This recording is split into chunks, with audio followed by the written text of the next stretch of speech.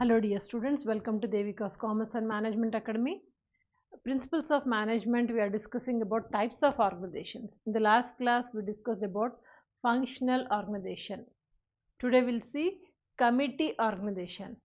What is this committee organization? Functional organization means you know that all the activities are divided into department wise, department heads are going to take care. This we discussed. Now committee form of organization. In this organization, different committees are formed. A group of people who are expertised in that particular area, they are forming it as a committee, and these people are going to be helpful for taking the decisions.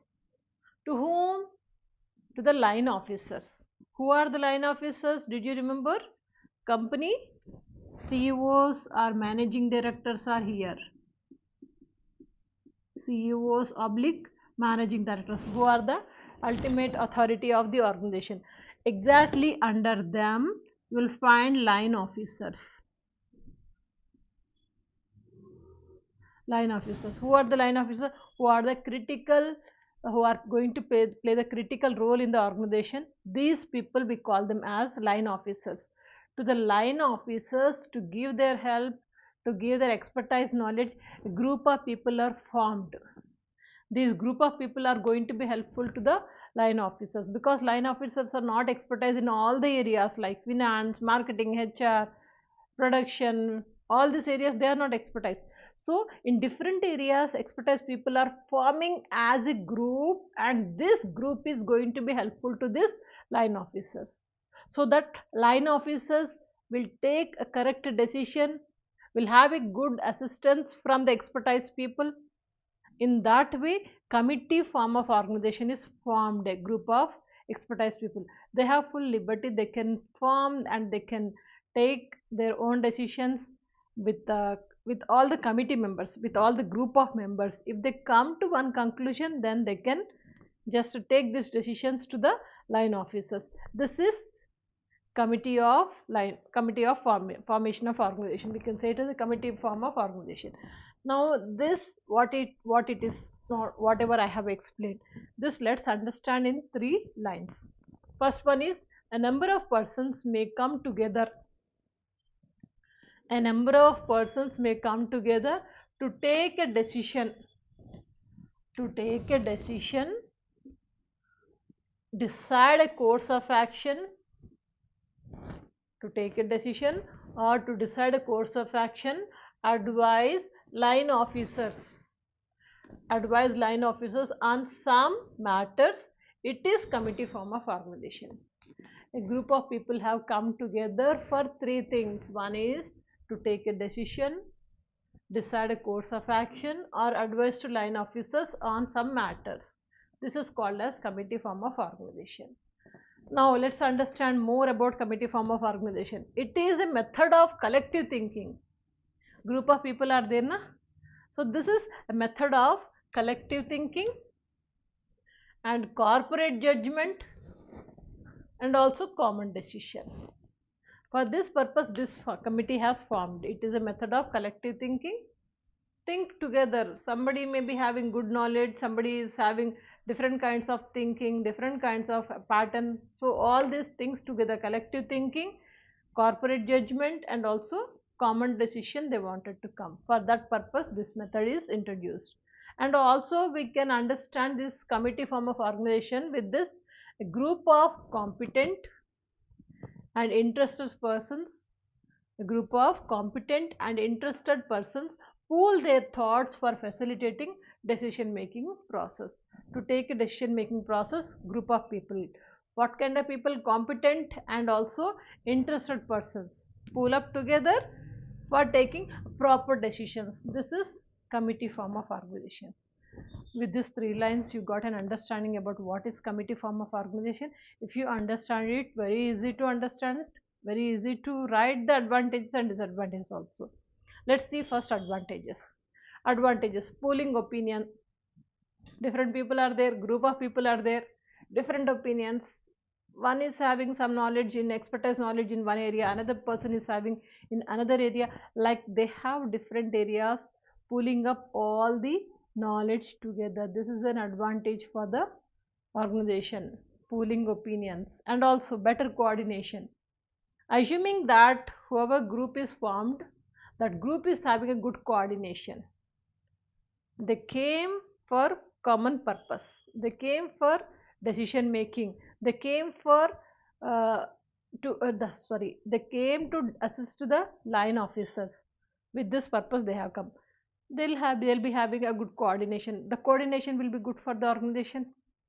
We can get some good advice also, and also balancing of views can be balanced. If somebody is saying that another thing is different, is a different aspect, and somebody is saying that no, this is not going to happen, and that same point is covered or supported by the rest of the people, like they can balance to take the decisions. anything Anything it can be, but balancing of views is possible because group of people are there. One person may take wrong decision, but not all together. One person says this is wrong, then automatically the other persons are there to support, right? In that way balancing of use is possible. And also motivation. Group of people are appointed for a particular person, they'll be briefing, they'll be given a good feedback like you have to work for this, then automatically they'll be working for that particular purpose only.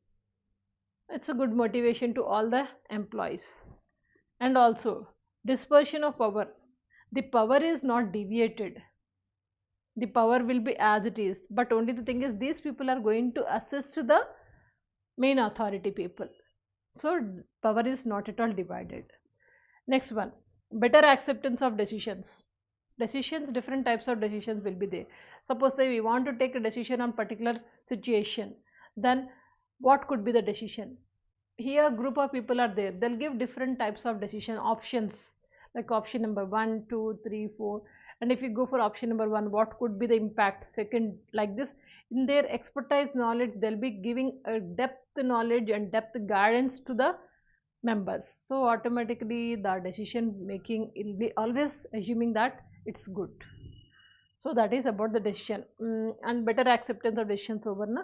Next, better communication also possible because group of people with the same knowledge and expertise in the field, and the way of their talk, the way of their communication is also always in a good manner, so that is ultimately useful for the organization.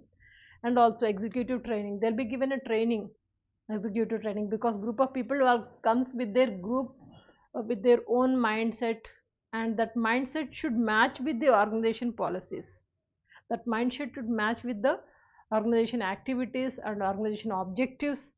In that way they'll be given training. When trained employees are there, trained executives are there, automatically we can expect a good result also. So these are the advantages. We have advantages, few disadvantages are there. What are the disadvantages? Delay, because group of people, one is saying something, another one is saying something, arguments are going on, and it is postponed, and they may not come to one conclusion. Ultimately there may be a delay in taking the decisions. This is disadvantage because group of people. And also difficult to compromise, ego and superior quality, inferior complex. So all these things, there will be sometimes of conflict. That conflict is going to be harmful for the organization. That is what we are saying, difficult to compromising among the heads, because all are executives, they won't compromise easily because of ego or whatever it may be. And also no accountability. Group of people we are appointed, but are they responsible for anything? No, we are not making them responsible. So accountability is not there. When accountability is not there, then what? Simply assigning the work and decision can be taken or not, and if the decision is positive or negative doesn't matter, they are not responsible. This is a disadvantage. And also domination by some members. Group of people na. So suppose say here a group of people, 6 members are there. 6 members are there. Out of 6 members, this person is dominating nature. Dominating. Automatically the others has to listen to him, and he will not listen to anyone. If 1 or 2 persons or dominating persons are there, this is not going to work out because of such candidates. So this is domination by some other members, So that will become a drawback or disadvantage. And also strained relations.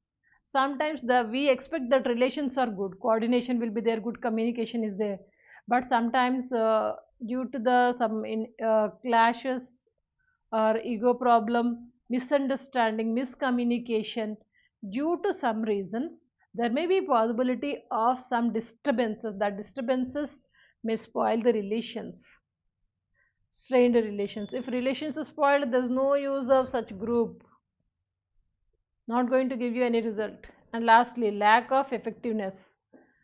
If all are having knowledge, if all are going towards the objectives of the organization, then it is okay. But if this is not going to happen, lack of effectiveness, no effectiveness at all, these are the disadvantages. Am I clear about committee form of organization? Very simple. If you understand mainly what is committee form of organization, advantage or disadvantage, you can write it in your own way also. For every point, you can write 2 or 3 sentences. Whenever you get some idea, you can write example also. Own way. Don't by heart anything. Easy? Stay connected. We'll cover more topics. Take the screenshot also. Don't forget to share this video. Good luck. Go for screenshot.